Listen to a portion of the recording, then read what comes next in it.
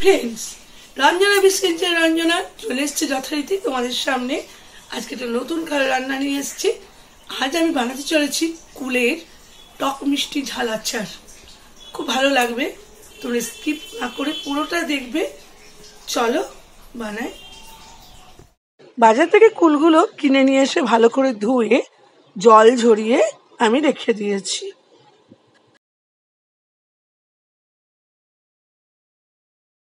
শুকনো লঙ্কা, সর্ষে, ধনে, মৌরি, জোয়ান আমি শুকনো খোলায় ভেজে বেটে রেখেছি।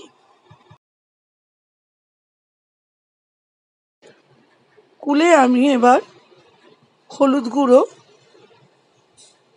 আর নুন দিয়ে দিচ্ছি, দিয়ে ভালো করে মাখিয়ে নিচ্ছি সুন্দরভাবে।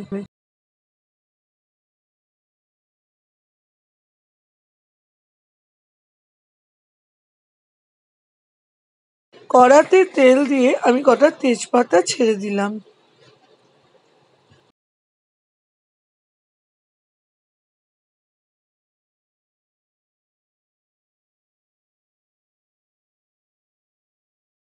কটা পাঁচফোড়ন আমি এতে দিয়ে দিলাম।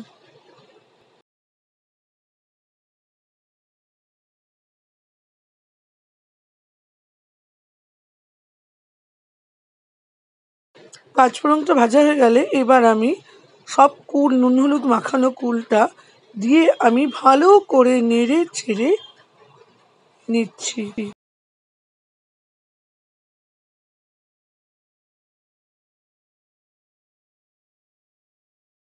আমি নেড়ে চেড়ে কুলগুলো একটু একটু ফাটিয়ে দিচ্ছি যাতে ভালো করে মজে যায়। এরপর ওই ভাজা বেটে রাখা মশলাটা আমি ওর মধ্যে দিয়ে দিলাম।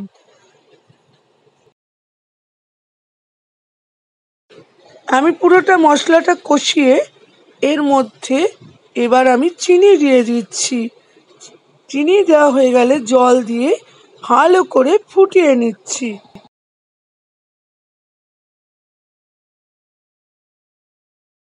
গায়ে গায়ে হয়ে এসেছে, এবার প্রায় কমপ্লিট হয়ে গেছে আমার কুলের টক মিষ্টি ঝাল আচার। দেখতে যেমন সুন্দর, খেতেও তেমনি সুস্বাদু। আপনারা ট্রাই করবেন।